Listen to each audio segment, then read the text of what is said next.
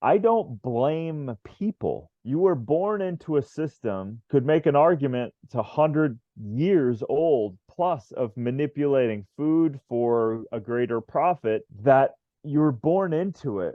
And people are assuming that foods aren't going to hurt their children, they're not going to hurt themselves. But this fast food nation has hurt us. And so we're born into it. Billions and billions of dollars creating addictive substances to hook people, to hook and hijack their physiology was way before most of us came into this world. And so you become a victim of the system.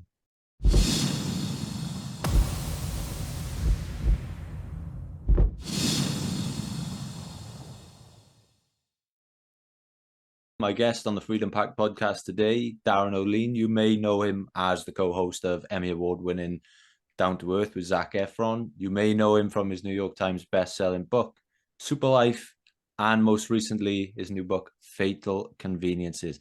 Darin, welcome back to the Freedom Pack podcast. I believe it's been over 2 years now since you were on the show last, so it's great to see you again. Hey man, great to be here back. I remember our great conversation last time, so I'm excited to be here. I'm super excited to have you on the show. So I mentioned right there your new book, Fatal Conveniences. My first question when I started thinking about the concept of fatal conveniences is just how deep they go. Because I think a lot of people out there who are health conscious, they would probably assume that they have enough awareness to navigate the modern world and be conscious to things that are right in front of them. But how sneaky can these fatal conveniences get? I mean, you could throw a dart at almost anything that's in your world, anything that you're wearing, anything that you shampooed with, you sudsed up with, you cleaned with. It's all of these things that, in a weird sort of way, got through. In this modern world, you think it's my one of the number one questions that people say is, hey, why would they let us buy it if it wasn't safe, right? And so that's where things get a real dicey. And it's very shocking to find that most things that are going on in this world have a another side to them that could potentially cause us harm. Yeah, I mean, I was one of my questions was actually going to be with a lot of these fatal conveniences.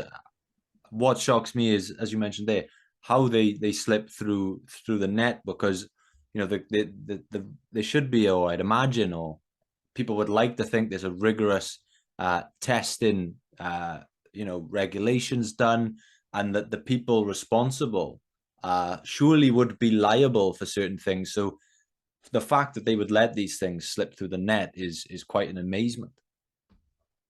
Yeah, and certainly, you know,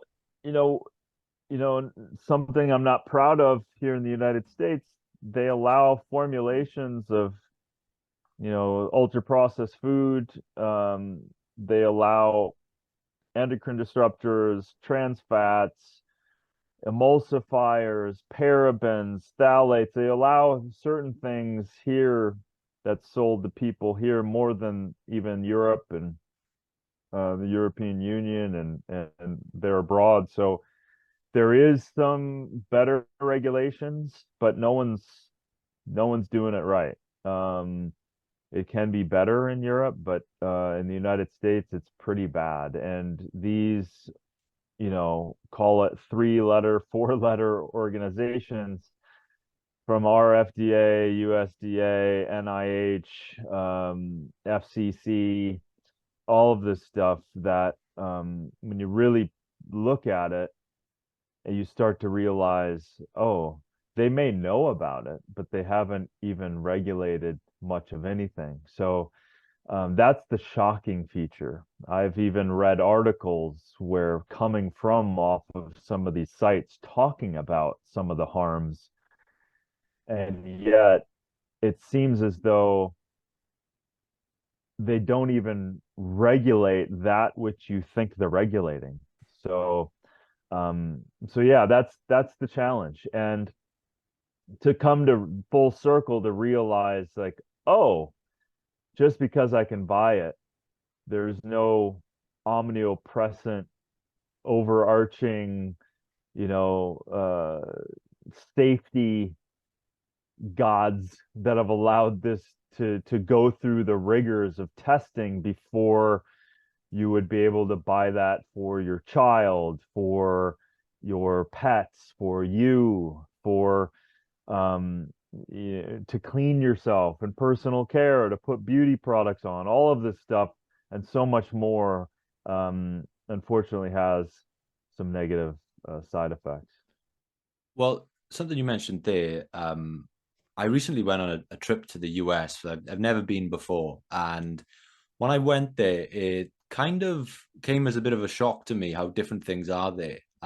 Fatal conveniences aside, just from a general health standpoint, when I was in the US, I was amazed by so many things. The portion sizes. I was reading up on the fact that the meat there doesn't have the regulations it does over here, and you can pump it full of steroids and things. Even things when you walk into a corner shop or a supermarket in the UK, there's laws in place where the healthier drinks have to be the first ones you see, for example, and you almost have to go looking for the high sugar drinks. But when I was in America, I was walking into these 7-Eleven shops, and I remember I had to go out of my way to try and find something that was sugar free. So I found, I mean, even when I was going for breakfast in the morning, you order some eggs on toast, and they're asking you if you want syrup on top of it. It's a completely different world to the one I'm used to. To what extent do you think that America is letting its people down? Hugely in these areas, hugely. It's almost as if you look at all the data, you come to find that the calories that are being consumed, for example, the ultra processed food is 70% of a children's diet. 70%. And the adults is 60%. So to your point, they're purposely marketing to us. They're purposely getting us addicted, hyper palatable food that is created. It's not even food anymore. So, and then you look at the racing of heart disease, cancer, diabetes, and the the kind of Russian roulette that you even play going to the regular doctor who is demoralized because many doctors started out wanting to do the right thing, living the idea that the Hippocratic oath of do no harm was, I want to do this and I believe that at the heart of most medical professionals. But then you come to realize that it's an impossibility living living out that idea within a system that is not based on preventing anything. Hmm. So it's a bit of a twilight zone. It's a bit of the opposite world, right? So if you were to look at statistically how many people are actually healthy, it's alarming to know. There was a Mayo Clinic study showing that only here in the United States, 2.7% of the Americans out of the 300 plus million were deemed healthy. So, so this is where the the idea that there is this powerful superpower that's got the best medicine and the best food and the best lifestyle, and it's completely the opposite. We are leading in the destruction of our own society. We're leading in the destruction of our own people. Now, there's also the crazy part about it is I don't blame people No. necessarily for pointing at them and say, hey, you should not eat that. You were born into a system that could make an argument it's 100 years old plus of manipulating food for a greater profit, that you're born into it. And again, people are assuming that foods aren't going to hurt their children, they're not going to hurt themselves. But this fast food nation has hurt us. And so we're born into it. And the addictive qualities that have been spent billions and billions of dollars creating addictive substances to hook people, to hook and hijack their physiology, um, was way before most of us came into this world, right? And so you become a victim of the system that's at play. And that system as at play, I'm not saying it's nefarious. I'm saying that the god of profit has become the worship way beyond the health and safety of the people. So as long as they're moving the needle of that profit share every quarter, they just continue and then push the narrative of, even some of these companies, they push the narrative of investing into health promoting changing of habits when they very well know that their whole system is to try to create habits to get them hooked on. So it's not a so the point to all of this is we don't know the degree at which we're being hijacked. So the book for me is to wake up from the matrix of the system that we're born into so that we can have greater agency of change and realize, and we start opening, kind of take off the proverbial sunglasses to all of our little habits and say, is that deodorant healthy for me to use? Is that shampoo that I'm just used to using, is that okay for my health? Is that laundry detergent that I'm just used to smelling, is that good for me? And I would argue 99% of those things that you turn over and start looking at those ingredients and you start looking at to see if they're actually healthy, 99% of them are going to be, unless you've already taken that action in your life, are mostly going to be a negative consequence to the overall use of them. And so the book is a long conversation about many products in many areas of your life so that you can wake up to that, to liberate yourself from this hijacking of these endocrine disruptors and these phthalates and these plasticizers in your clothing and the formaldehyde in your toothpaste and the PFAS on your dental floss and the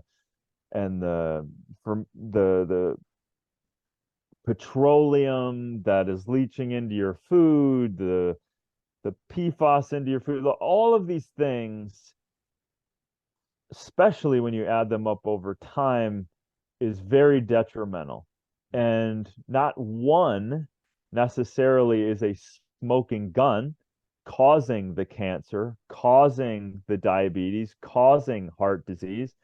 There was just an article 2 weeks ago showing that they were able to find plastics, microplastics, below 5 nanometers in the heart of about 16 patients. So, this is an alarm, not to create alarm because we don't need more negative stuff. This isn't meant to be negative. This is meant to be looked at so that you can make a healthy choice so that you can unplug yourself from these systems that have never had your best interest, so that you can make a better choice, use a better dental floss, a better deodorant, a better shampoo, and then just go about your life. But don't increase your carcinogenic activity in your body just because you don't want to look at something. That's the spirit of the book. And this can be a resource. You can literally look at the book and go, this is too overwhelming. I just want to start with one thing. You can open the book, go to the solutions back of the book, and just pick one thing and then change it out. And I believe strongly in momentum and integration. And so yeah, that's the idea. Well, I think everyone at this point is probably, they're convinced, they're rearing to go. And there was one thing you said there that I really loved about it not being, the people's fault. And it reminded me of the other day I was speaking to the founder of the Blue Zones, Dan Buettner. Now, Love whatever, Dan. there we are. So with when I was speaking to Dan, he said that, simply put, he said, on average, anyone listening to this, he said, there's a good chance that you're going to die 14 years sooner than you deserve to. And the major problem with that is it's not your fault. Again, like you were saying, it's to do with the system that you're born into. So a lot of people now, they might be thinking, well, I want to take it into my own hands. I want to, start doing these things that Darin and Lewis are talking about today. My main question would be, how accessible is it to become fully conscious, like a Darin Olien on these fatal conveniences? Or, and this is something you and I talked about last time, is it good enough to go from a Darin Olien is a 90 to 100%? Is it good enough for someone to go from a 1% to a 10%? It's always good enough. It's every bit, you know, it's one grain of sand. It's one step up the stairs. It's one drink of water. It's one good salad. It's all of these things that's life. You know, like what's the choice? Pretend it doesn't exist and continue? That's fine. You can do that. Or you can say, hey, what is my goal? What do I want my life to be? Um, I would imagine that really deeply inside, everyone does want to live a healthy, longer life to enjoy this miracle that we get to have. We have this body, we get to cruise around in this life. Unfortunately, there's just people and things that, again, is not our choice.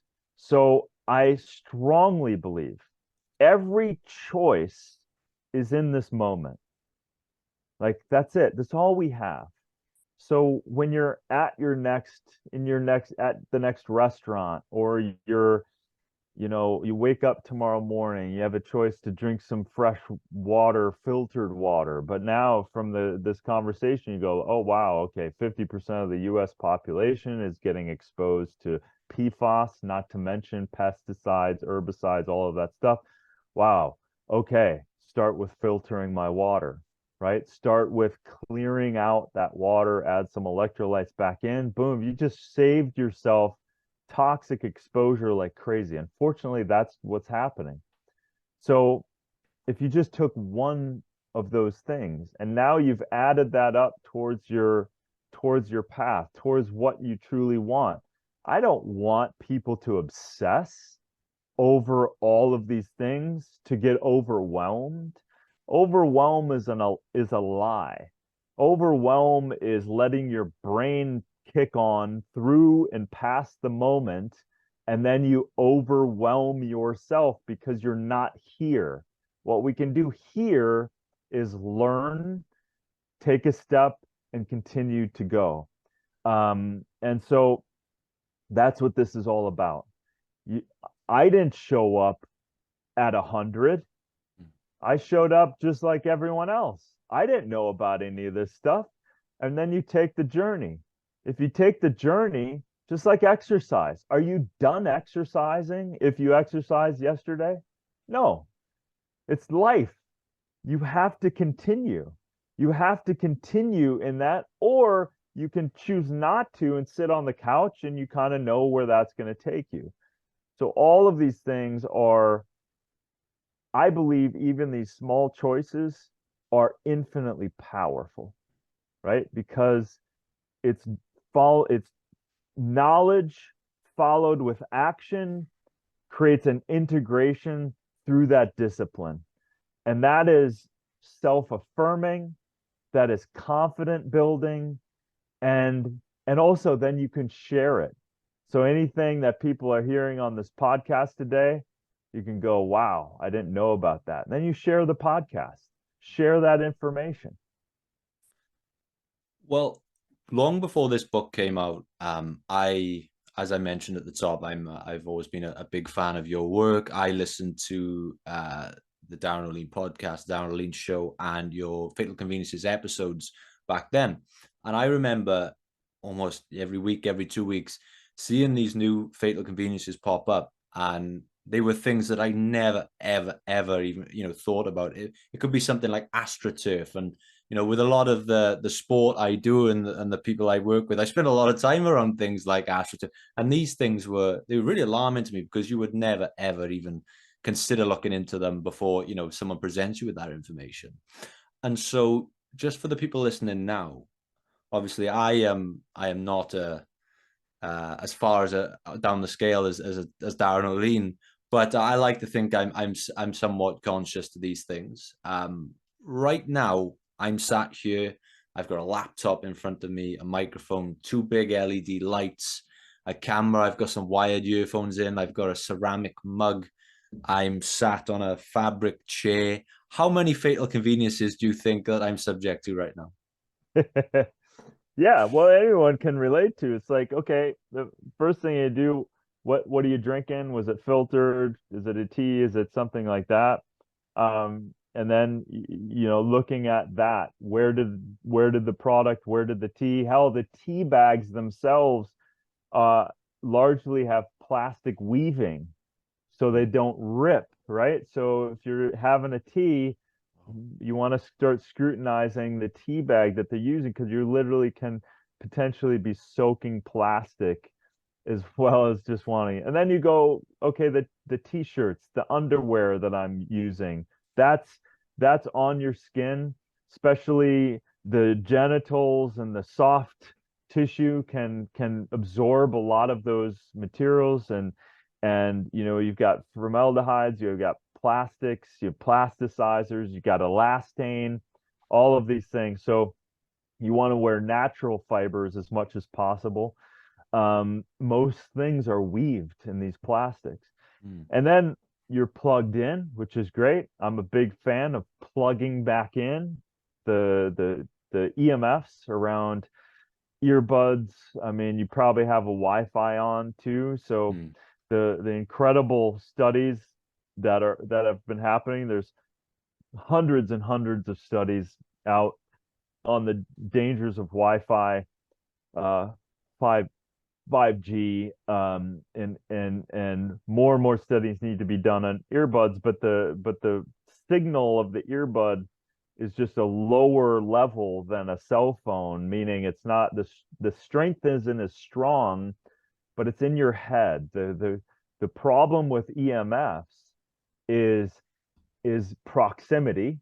So how close those things are to you. How close are you sleeping next to your Wi-Fi router? How close is that laptop close to your body? How close is that cell phone up to your head? How close these things are to you, and then duration over time. Mm. So if you're on an hour-long call on a cell phone up to your head, these things I would strongly encourage you not to do.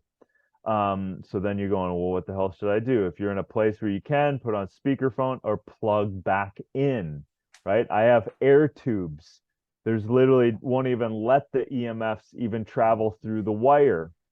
Obviously, keep the cell phone farther away from you. The fine print on cell phones is that they do not recommend it on your body. And no one knows that, right? They do not recommend this closer to several centimeters close to your body when in use.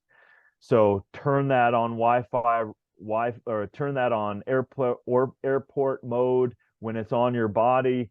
Turn it off. These kinds of things. Um, and yeah, so again, like the Wi-Fi, and then you look at, okay, what did I wash myself with? What did I put? What kind of deodorant did I use? What kind of toothpaste did I use? All of these things are ways for us to scrutinize um, our health. Because again, the biohacking crowd is always there to maximize our hormones, optimize our brain, and all of this stuff. Well, when you're talking about these products, most are endocrine disrupting. Most of these are endocrine disrupting, and they are causing, even small amounts can have massive changes. Because think of your body. Maybe you heard something, you're under stress immediately. The body is using micro changes, your dopamine, your serotonin, you're adapting to everything. Melatonin kicks in, you want to go back, you want to go to sleep with your circadian rhythm. Like all of this stuff, your thymus, your testes, your ovaries, your thyroid, even your heart has hormone production. So all of this stuff is your regulation of this incredible symphony that's your body autonomically. It's just happening. So you don't know when you've had those endocrine disruptors that come off of your clothes, those phthalates and endocrine disruptors that come off of those shampoos and conditioners. Those are affecting your hormones, even the electromagnetic fields. Very, very strong evidence to show that the lowering of testosterone of men can be attributed to polarized electromagnetic fields, not to mention opening up the blood-brain barrier. All of this stuff, and I can keep going, and I know people get overwhelmed when I start going off on that. The point is to take self-agency back. It is not to be overwhelmed. Don't buy into that lie. Take in the information. You don't have to take all of the steps, but take the steps that resonate the most. Take those steps that maybe start with when you open your mouth. Maybe start scrutinizing the water and the beverages that you're taking in, the filtering of your water, the lowering of the ultra processed food. They're showing all kinds of things showing up in ultra processed food, from PFAS to residual pesticides, herbicides, glyphosates, all kinds of stuff, that trans fats that we shouldn't be ingesting. But it's our hijacked agricultural world of monocropping is very, very dangerous for our own health. And so these are the things to start becoming aware of, and then start taking some changes that resonate with the most. And I'm a big fan of community and friends, and if you can get a couple people together, making these choices together, maybe send out this information to other people, and then you can talk about it. And you can I'm a big fan of the moms who control the house. They would never knowingly try to hurt anybody, let alone their children. And when you realize from the ultra processed food and the cereals and all of this stuff, especially in America, that they're pushing on children, the baby bib that's easy to wipe off, the plastic diapers that can get into the child, all of these things, when you know that these products may not have the best interest of the child, then the moms will wake up. And then from there, these conversations become more and more powerful. Again, solutions are always there. There's always a solution. And like I said, I highlight a lot in the book, and that's the point, to steer yourself away from the problem and into a better solution for yourself and for your family. I wonder, do you think there are at all any instances where there are some trade-offs between a fatal convenience and another benefit? I think so. For example, I was speaking to a friend of mine the other day who drinks a lot of bottled water, okay, plastic bottles, but a lot of bottled water. And I was talking to him about, why don't you, try filtering your water? Because you drink more water than anyone I know, which is great. But maybe look at the source. And he said, at the moment, the life I'm living, for me right now, he said, I know I'm the type of person where if I was to do that every time, I wouldn't be drinking a quarter of as much as I'm drinking now. That may not be a great example, but another one I can think of is if there's someone out there who falls asleep every night with headphones in, or wireless ones even, but they're the type of person that really struggles to get to sleep if they don't have some sort of, relaxing white noise or something. And if they took those earphones out every night, then they'd get half as much sleep. Are there any trade-offs you can see like that? I mean, I think it's those are good ideas, and that's a person to person thing. Hmm. You can have also, heart rate variability monitors, and maybe you Yeah. do it for that's Bluetooth, that you do it for a period of time just to get the data, and then you don't do it all the time. Hmm. Maybe if you're having a hard time, that person has a hard time sleeping, and they have a partner next to them or something, so they can't have something on speaker and they have to have it in the thing. Yeah, I mean, I would plug back in if I absolutely had to do that. I would plug back in, but maybe people, they can't sleep with wires connected to them. So, again, you want to, that's not a normal thing. So if they Hmm. can't sleep, what's underneath that? What's going on? So again, if it's short periods of time, I wouldn't worry about it. So this person with the water, I think that's lazy. Hmm. If you're literally not jumping on a plane and traveling 300 days a year, then I would say, yeah, that person's gonna have a hard time, not drinking out of a water bottle, especially in airports and stuff like that. But if they're in in their home and they're just choosing to drink out of plastic, I think that's a silly idea, Hmm. because you can create better water, cleaner water, potentially water that's better hydratively for your body to get into your cells. So water, has got so many different aspects to it that, what is the pH of the water? pH is not everything. It's just an indicator. What's the total dissolved solids in there? Meaning, what are the real minerals in there and the electrolytes, but what are also the debris, the plastics, the plasticizers? Because listen, he is absolutely, if he's drinking out of water, he's drinking in plastics and plasticizers. That's affecting his hormones. Over time, you don't want to do that. But every once in a while, if you find yourself in a situation, no problem. Don't worry about it. The thing is that this stuff, the daily habits, not the things where you're on vacation and doing stuff like that, the daily habits, you want to scrutinize a little more and you want to maximize, because a water thing for me, for example, is the easiest thing to do. Reverse osmosis or distillation.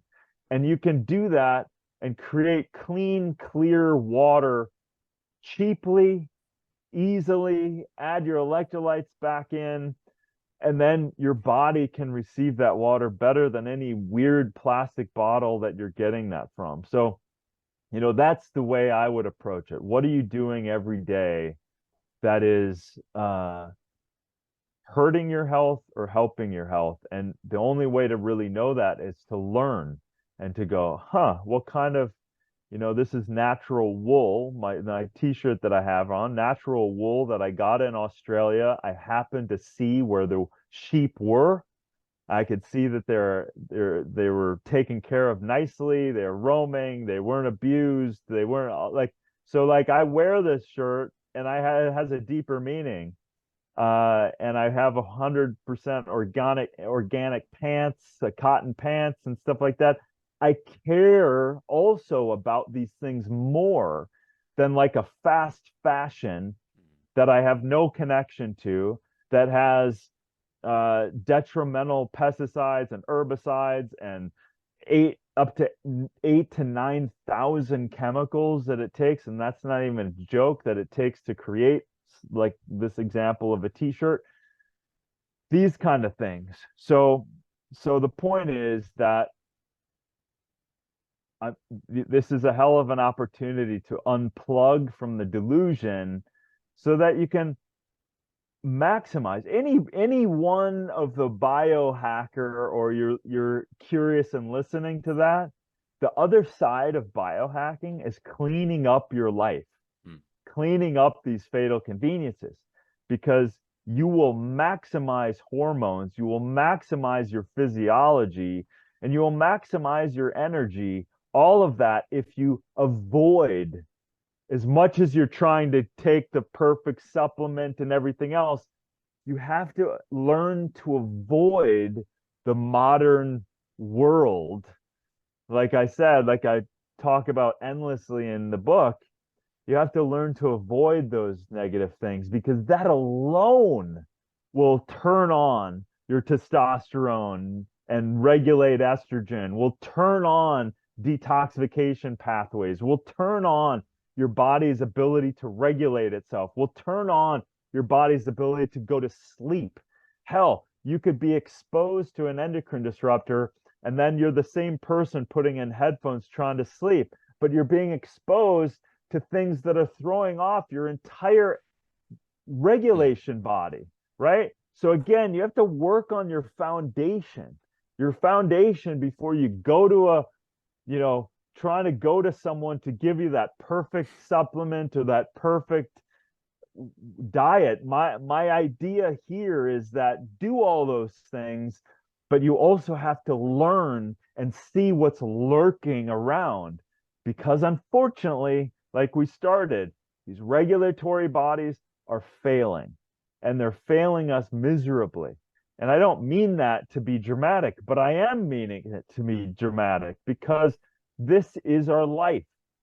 And if I know now that corporations and regulation bodies care more about the profit and the health of me, because I care more about me, I care more about my loved ones, my friends, my pets, my partners.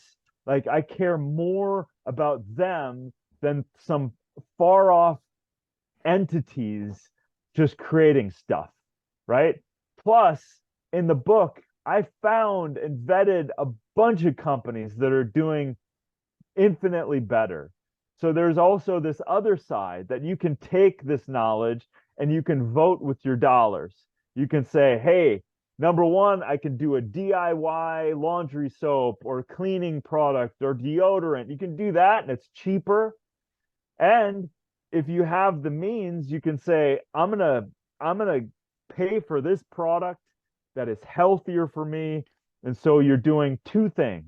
You're supporting a company, and you're also not supporting that same company that never cared about you in the beginning.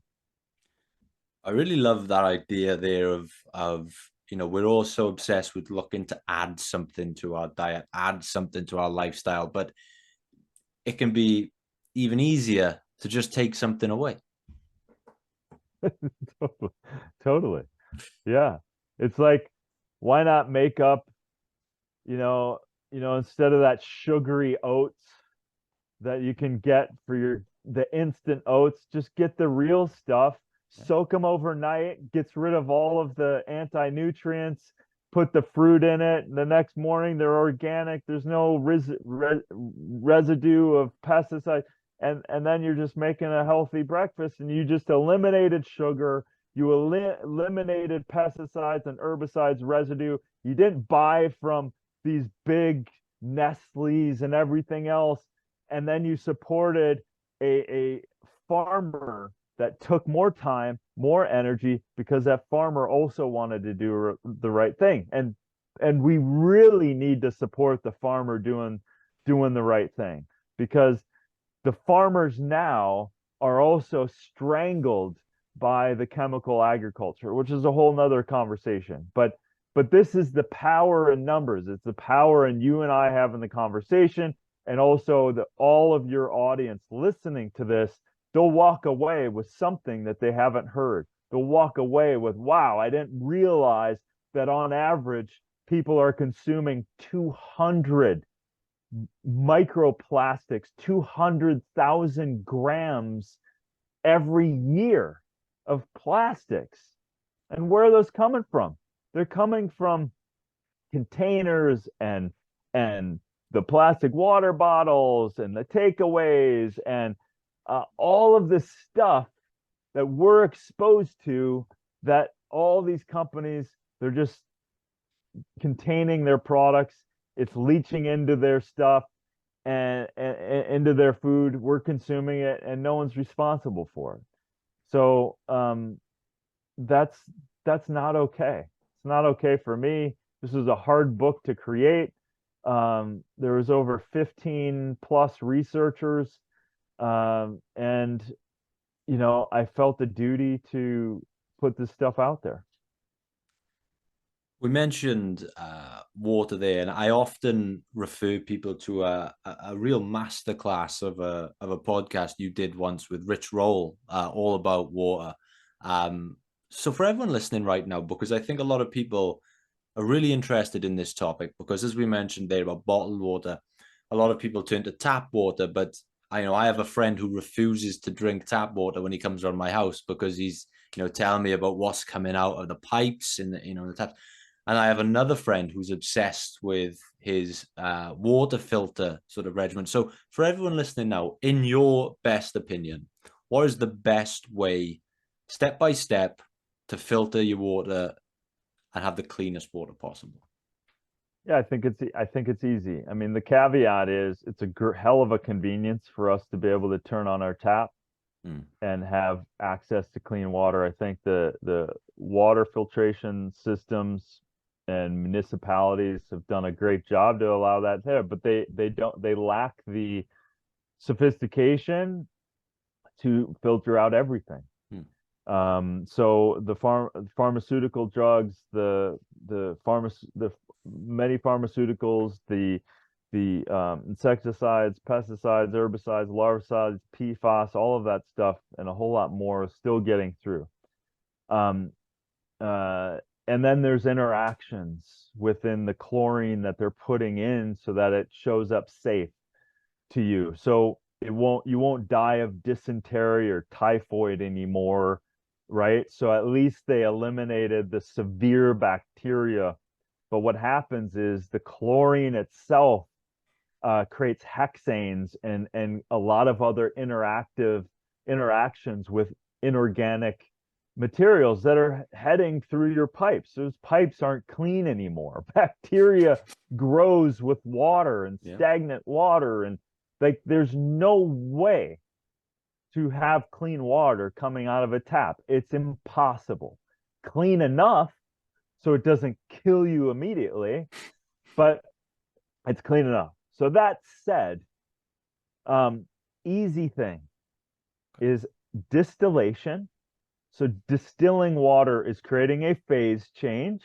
You have water, it evaporates and it recondenses.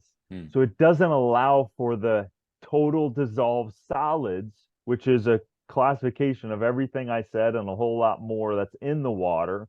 So you leave that there and it evaporates, and then you have neutral 7.0, pharmaceutical grade clean water. You don't want to leave the water that way in order to consume it. We are saltwater beings. The cells live in a osmotic flow between sodium, potassium pump.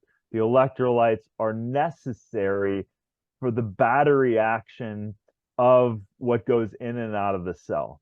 So easy kind of ways, unrefined Celtic sea salt, Himalayan salt, fulvic minerals, shilajit even. These kind of things you can easily add back into water. You're mimicking nature. Water flows and it chelates over time off of the rocks and gets mineralized that way. So you want to remineralize water, a pinch of salt per glass, unrefined salt, or half a teaspoon per couple liters. That's all. You don't have to get crazy about it, but you've now given your water the proper electrolytes that can help electrolyze the water for healthy conduction that's necessary, because we're not only saltwater beings, but we're electrical beings. So we need that conduction capability. So it's an easy thing. Now, if you have access to a well and you're on land that has a well, then test your water. You can easily do a Google search and find testing kits that can be sent to you and test those. If you want to look up, there's some websites, I think it's like findaspring.org.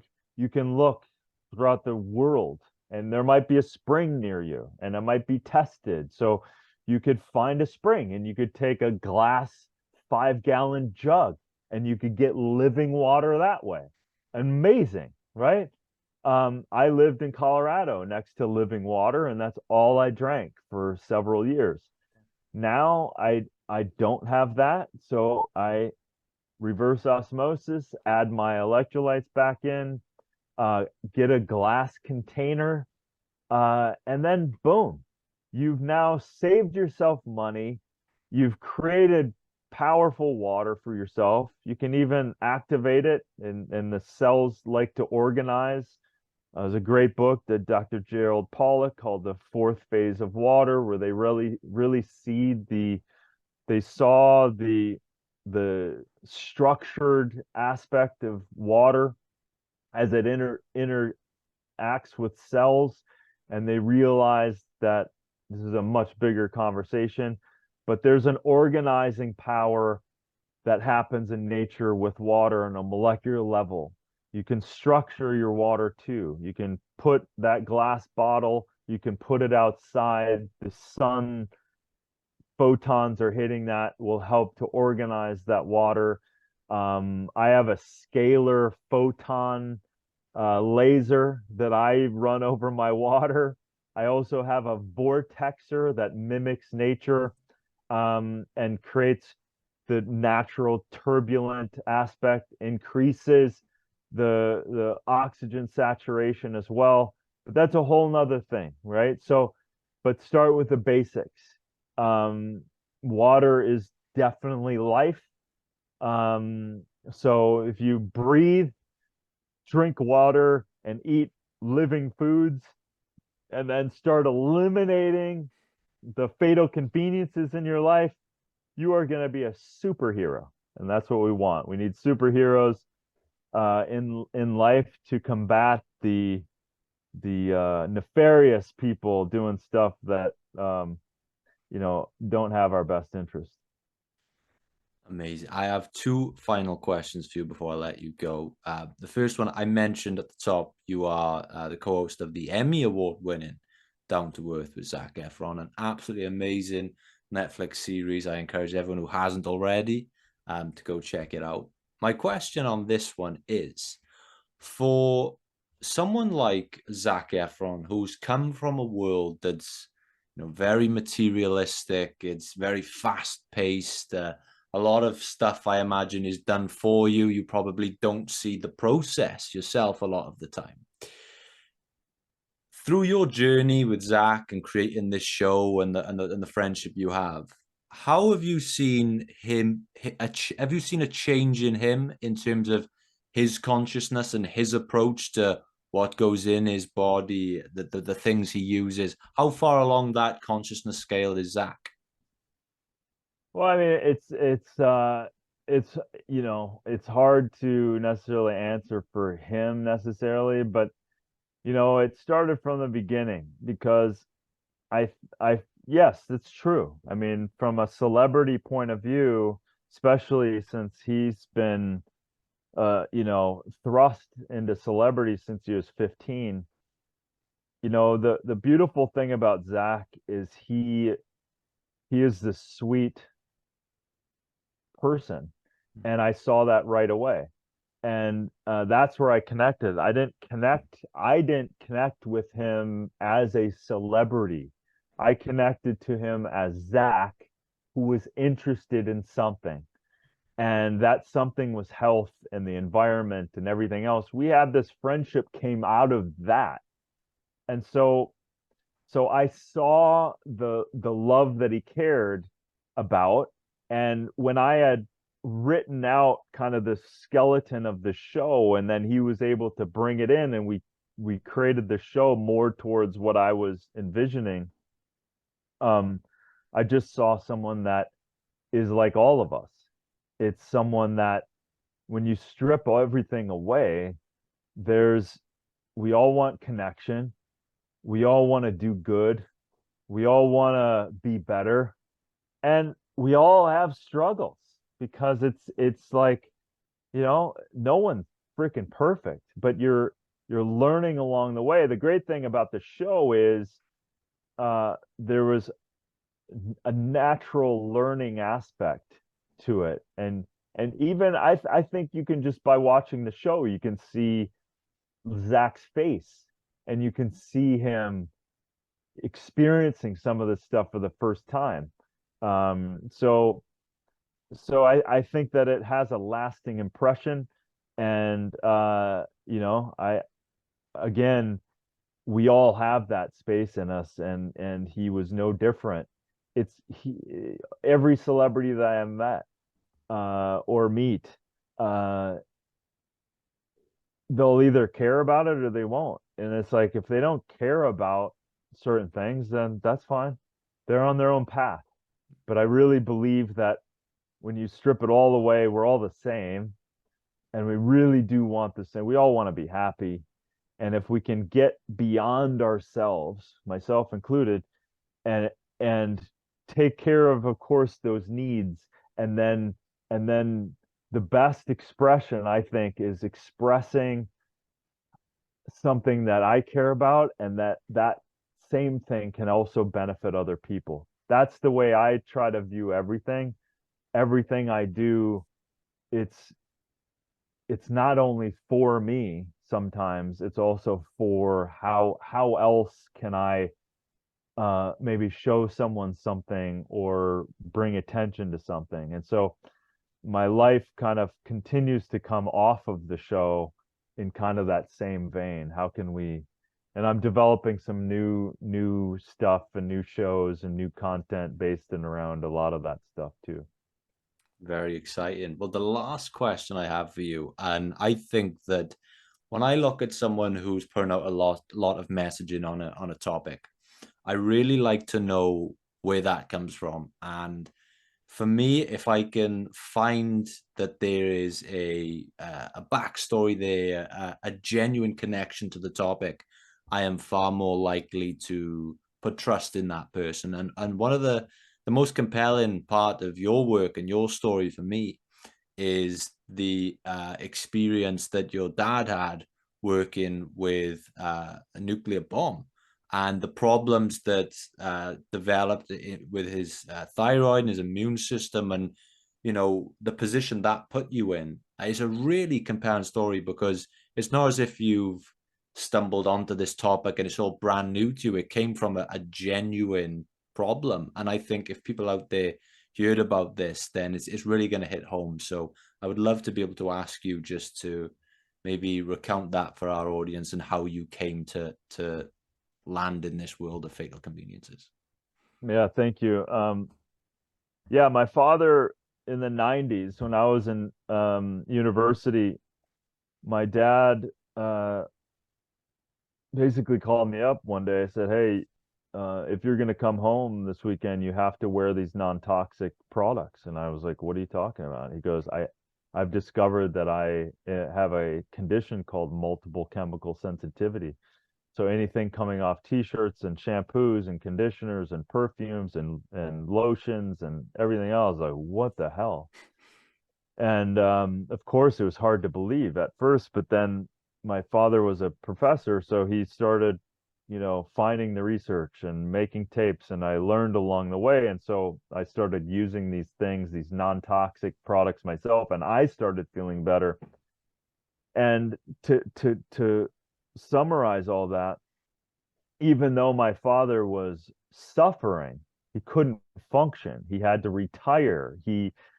His cognitive abilities declined. His immune system declined. His um, outlook in life declined, becoming depressive. Like all of these things are happening. Well, it's still happening on micro scales to us, but for him, his endocrine disruption happened because he was one of the keepers of the dragon in the Cuban Missile Crisis, where on the aircraft carrier, it was his job to prepare atomic bombs and to work with atomic bombs to get them ready for deployment if that were to happen. And so his thyroid got destroyed. And so that set him up later in life to be not being able to handle the overwhelming amount of chemicals that were being created throughout his life. Because, growing up in the 40s, it wasn't as much. In the 50s, 60s, 70s, and now that industrialized, chemicalized soup that we continue to create put him in a state of overwhelm constantly and always. So this became my first awareness of that 30 years ago, and learning directly from him because he was my dad. And I saw him have a cascade of problems from that, which led him to picking up alcohol after 30 years of sobriety. And ultimately, he died of that alcoholism. So this is as personal as it gets to me. The book is dedicated to him.